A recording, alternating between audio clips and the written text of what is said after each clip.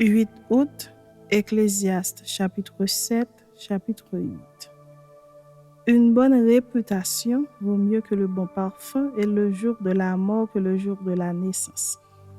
Mieux vaut aller dans une maison de deuil que d'aller dans une maison de festin, car c'est là la fin de tout homme et celui qui vit prend la chose à cœur. Mieux vaut le chagrin que le rire, car avec un visage triste, le cœur peut être content. Le cœur des sages est dans la maison de deuil et le cœur des insensés dans la maison de joie. Mieux vaut entendre la réprimande du sage que d'entendre le chant des insensés. Car comme le bruit des épines sous la chaudière, ainsi est le rire des insensés, c'est encore là une vanité.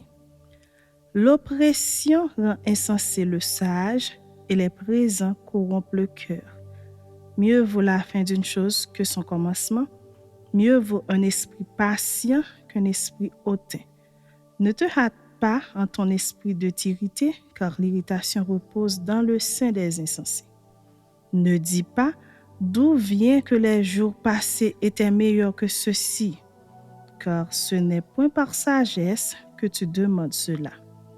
La sagesse vaut autant qu'un héritage et même plus pour ceux qui voient le soleil. Car à l'ombre de la sagesse, on est abrité comme à l'ombre de l'argent.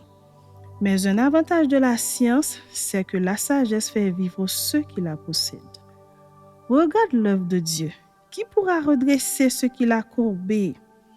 Au jour du bonheur, sois heureux, et au jour du malheur, réfléchis. Dieu a fait l'un comme l'autre, afin que l'homme ne découvre en rien ce qui sera après lui. J'ai vu tout cela pendant les jours de ma vanité. Il y a tel juste qui périt dans sa justice et il y a tel méchant qui prolonge son existence dans sa méchanceté. Ne sois pas juste à l'excès et ne te montre pas trop sage. Pourquoi te détruirais-tu? Ne sois pas méchant à l'excès et ne sois pas insensé. Pourquoi mourrais-tu avant ton temps? Il est bon que tu retiennes ceci et que tu ne négliges point cela. Car celui qui craint Dieu échappe à toutes ces choses. La sagesse rend le sage plus fort que 10 chefs qui sont dans une ville. Non, il n'y a sur la terre point d'homme juste qui fasse le bien et qui ne pêche jamais. Ne fais donc pas attention à toutes les paroles qu'on dit, de peur que tu n'entendes ton serviteur te maudire. Car ton cœur a senti bien des fois que tu as toi-même maudit les autres. J'ai éprouvé tout cela par la sagesse. J'ai dit, je serai sage. Et la sagesse est restée loin de moi. Ce qui est loin, ce qui est profond, qui peut l'atteindre? Je me suis appliqué dans mon cœur à connaître, à sonder et à chercher la sagesse et la raison des choses et à connaître la folie de la méchanceté et la stupidité de la sottise. Et j'ai trouvé plus amère que la mort la femme dont le cœur est un piège et un filet et dont les mains sont des liens. Celui qui est agréable à Dieu lui échappe, mais le pécheur est pris par elle. Voici ce que j'ai trouvé, dit l'Ecclésiaste, en examinant les choses une à une pour en saisir la raison. Voici ce que mon âme cherche encore et que je n'ai point trouvé. J'ai trouvé un homme entre 1000, mais je n'ai pas trouvé une femme entre elles toutes. Seulement, voici ce que j'ai trouvé, c'est que Dieu a fait les hommes droits, mais ils ont cherché beaucoup de détours. Chapitre 8. Qui est comme le sage et qui connaît l'explication des choses? La sagesse d'un homme fait briller son visage et la sévérité de sa face est changée. Je te dis, observe les ordres du roi et cela à cause du serment fait à Dieu. Ne te hâte pas de t'éloigner de lui et ne persiste pas dans une chose mauvaise, car il peut faire tout ce qui lui plaît parce que la parole du roi est puissante et qui lui dira, « Que fais-tu » Celui qui observe le commandement ne connaît point de choses mauvaises et le cœur du sage connaît le temps et le jugement. Car il y a pour toute chose un temps et un jugement quand le malheur accable l'homme.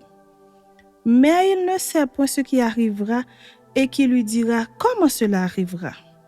L'homme n'est pas maître de son souffle pour pouvoir le retenir et il n'a aucune puissance sur le jour de la mort.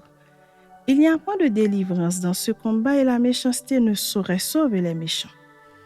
J'ai vu tout cela et j'ai appliqué mon cœur à tout ce qui se fait sous le soleil.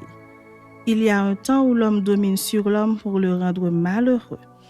Alors j'ai vu des méchants recevoir la sépulture et entrer dans leur repos, et ceux qui avaient agi avec droiture s'en aller loin du lieu saint et être oubliés dans la ville. C'est encore là une vanité. Parce qu'une sentence contre les mauvaises actions ne s'exécute pas promptement, le cœur des fils de l'homme se remplit en eux du désir de faire le mal. Cependant, quoique le pécheur fasse 100 fois le mal et qu'il y persévère longtemps, je sais aussi que le bonheur est pour ceux qui craignent Dieu parce qu'ils ont de la crainte devant lui.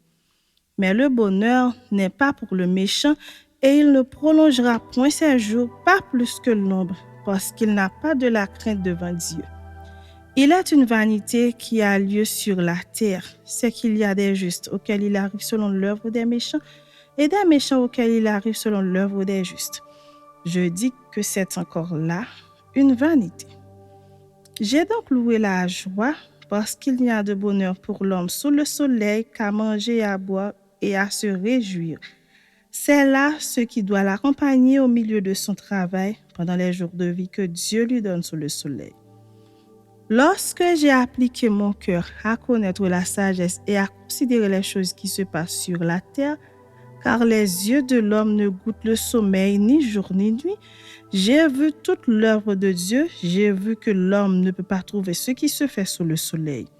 Il a beau se fatiguer à chercher, il ne trouve pas, et même si le sage veut connaître, il ne peut pas trouver.